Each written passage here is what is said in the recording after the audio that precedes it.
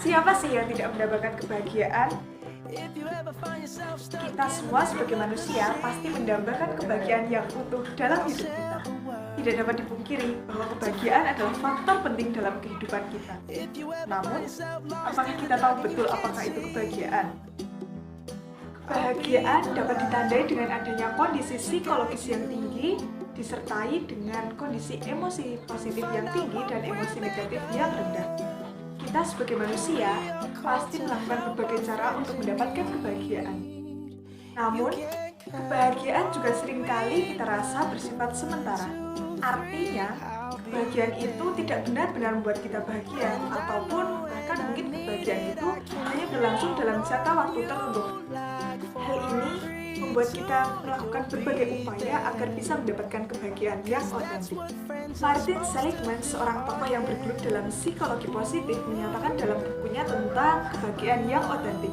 Nah, kebahagiaan yang otentik itu adalah kebahagiaan yang berasal dari penilaian diri sendiri ataupun mengidentifikasi kekuatan fundamental. Nah, ini kaitannya dengan emosi positif yang kita bahas tadi, guys. Nah, Martin Seligman dalam studinya menemukan suatu konsep tentang 6 nilai yang berkaitan erat dengan kebahagiaan. 6 nilai tadi menunjukkan bahwa kebahagiaan itu bisa dipelajari dan diajarkan kepada siapapun, sehingga bisa membantu semua orang untuk menemukan kebahagiaan yang otentik. Nilai yang pertama adalah kebijaksanaan dan pengetahuan. Kebahagiaan dapat dicapai dengan adanya rasa syukur yang timbul dari hikmah, dari pembelajaran seumur hidup dari kehidupan itu sendiri, guys. Kita sebagai manusia bisa mengetahui dan mempelajari apa yang ada di sekeliling kita. Belajar tentang bumi tempat kita dilahirkan dan berpijak, dan belajar dari orang-orang yang ada di lingkungan sosial kita. Dengan belajar dan memahami dari keingintahuan kita, maka kita akan mencintai apa yang telah kita cintai lebih dalam, dan kita akan mengetahui kebahagiaan dan kebijaksanaan yang terselip di dalamnya. Nah, dengan mempelajari berbagai aspek dari kehidupan sosial kita ini, maka kita akan tahu berbagai hal dari kehidupan ini. Maka kita akan lebih tahu tentang dunia yang lain, kita akan lebih tahu tentang kehidupan kita akan lebih paham tentang diri kita, dan kita akan menjadi versi terbaik dari diri kita sendiri. Nilai yang kedua adalah semangat dan gairah. Dalam kehidupan kita, seringkali kita merasakan tantangan dan hambatan yang membuat kita lemah sebagai manusia.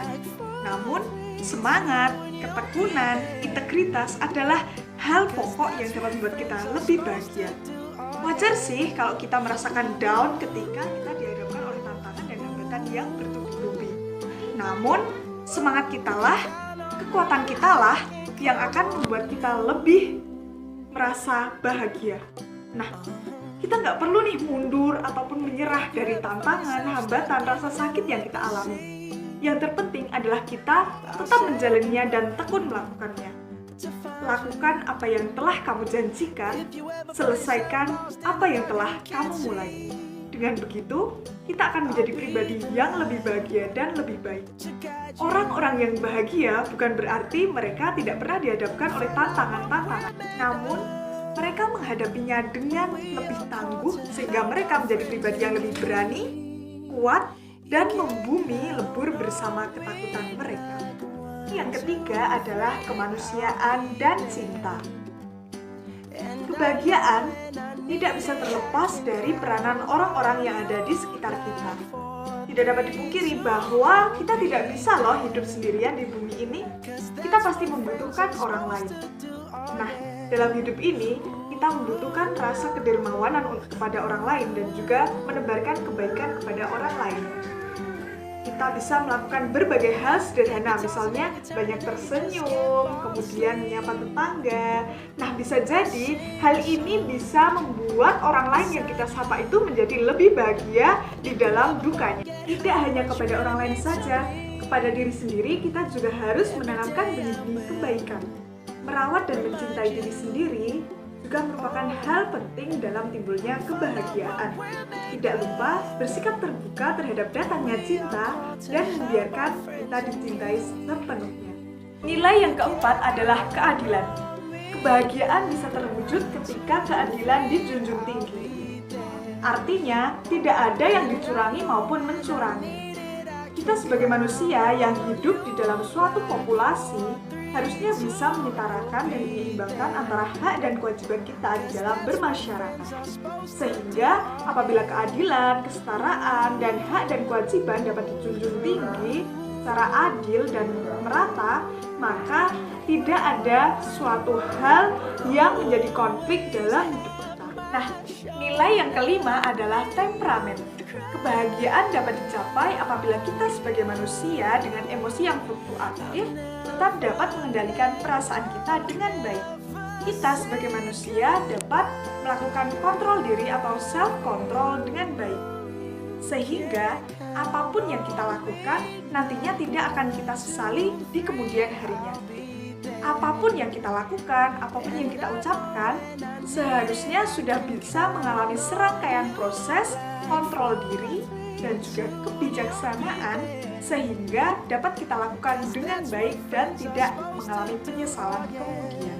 Yang keenam atau yang terakhir adalah transendensi. Transendensi sendiri adalah kekuatan emosi yang menghubungkan kita dengan sesuatu yang besar, misalnya masa depan, ketuhanan, dan lain sebagainya. Nah, transendensi ini sendiri apabila kita lakukan, ini akan membuat kita mendapatkan kekuatan dan emosi-emosi positif yang semakin meninggi. Kita sebagai manusia harus yakin bahwa Tuhan telah melakukan berbagai hal yang terbaik untuk diri kita. Kita harus yakin dan optimis bahwa hari esok kita adalah hal terbaik untuk diri kita. Kebahagiaan yang otentik adalah kebahagiaan yang dapat diupayakan. Bukannya hal yang mudah, tetapi bisa terus untuk diupayakan. Dengan hal-hal yang sederhana dapat kita syukuri, kemudian kita merasa cukup dengan kelebihan dan kekurangan yang kita miliki dari Tuhan, dan melakukan hal-hal positif dalam hidup kita, sehingga kita bisa merasa terus bahagia. Itulah kebahagiaan yang otentik. Penelitian lain yang berhubungan dan berkaitan dengan penelitian dari Seligman adalah penelitian dari Walter Mischel. Walter Mischel melakukan penelitian tentang marshmallow test. Nah, dari tes ini ditemukan bahwa mereka yang menunggu agar kudapannya lebih banyak itu nantinya di kemudian hari ketika besarnya akan merasa finansial mereka lebih mapan daripada mereka yang ketika kecilnya ketika dihadapkan dengan marshmallow langsung memakan kudapan tersebut.